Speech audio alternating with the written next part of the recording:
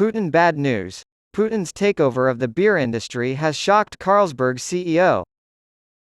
Carlsberg announced on Wednesday that sales for the first half of the fiscal year totaled 5.24 billion liters. A shocked Carlsberg CEO has spoken out about the takeover of the company's operations in Russia by President Vladimir Putin. Although CEO C.T. Hart announced in late June that the company had reached an agreement to sell its Russian operations, the company was quickly transferred to the Russian Federal Agency for State Property Management via presidential decree. "We closed the sale of our Russian operations in June, which was an exciting time for us. Not long after that, though, we learned to our dismay that a presidential decree had temporarily handed over control of the company to a Russian federal agency," he explained. "We will take steps to safeguard our assets and the value of the company as we evaluate the situation and the legal ramifications of this shocking turn of events." The company protested the highly unexpected and unwarranted intervention, and claimed it has been operating in accordance with local rules and regulations in Russia. After Mr. Putin ordered a full-scale invasion of Ukraine in February 2022, European and American companies are under pressure in Russia and at home to withdraw from the country. Carlsberg announced on Wednesday that sales for the first half of the fiscal year totaled 5.24 billion liters. A slight improvement from the previous year. It also reported an increase in revenue from the prior year of 6.6%, to 37.8 billion Danish krone, £4.4 billion.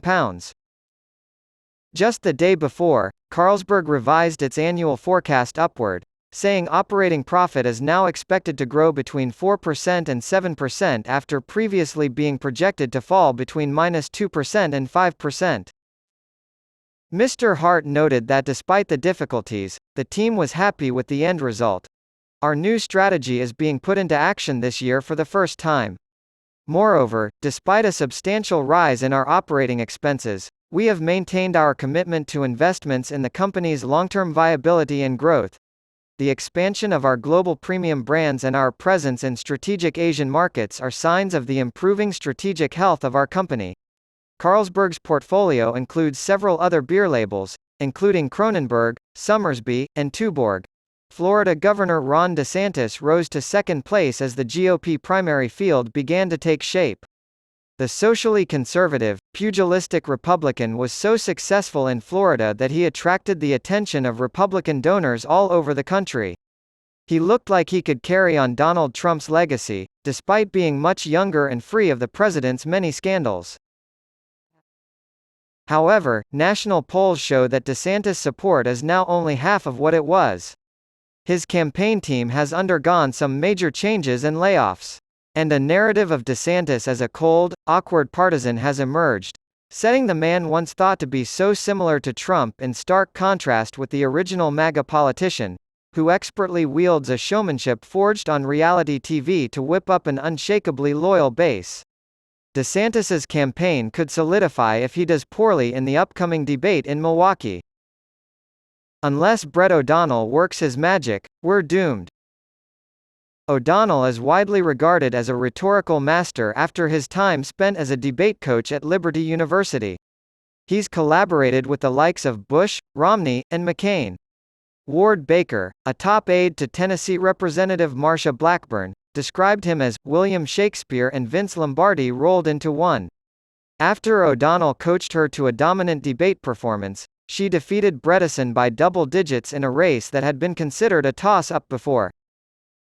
This week's Friday Read is written by reporter Cameron Joseph, who says that most of the dozen current and former O'Donnell colleagues who spoke to Politico described him as a sharp strategist whose soft-spoken manner belies a killer political instinct, despite the fact that O'Donnell's sharpness has caused rifts with other staffers in multiple of his previous campaigns.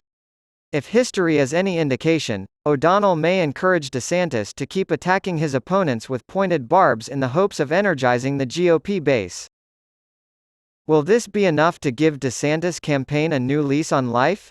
After the conservative backlash to Bud Light's brief collaboration with transgender social media sensation Dylan Mulvaney, a new 100% woke-free beer, Conservative Dad's Ultra Right, was created.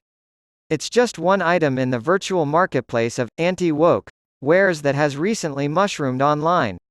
You can own the libs these days by indulging in apparently cisgender chocolate, chugging pro-gun coffee, or slathering on a hydrating layer of certified conservative hyaluronic acid argyroline facial moisturizer.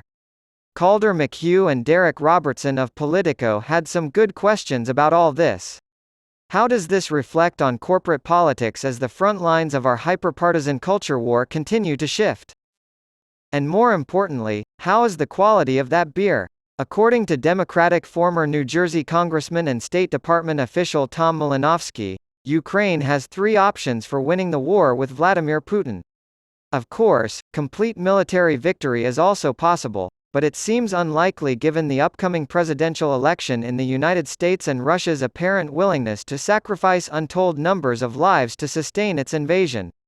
Another option is a peace agreement along diplomatic lines, such as that proposed by Ukrainian President Volodymyr Zelensky, but Putin has never before settled a conflict through talks. The remaining third choice is join NATO by next year's election so that the country can enjoy Article 5 protection. As a result, Putin could only watch as his frozen assets abroad are drawn down to pay for Ukraine's reconstruction, and sanctions on Russia would remain, respectively. Writes Malinowski.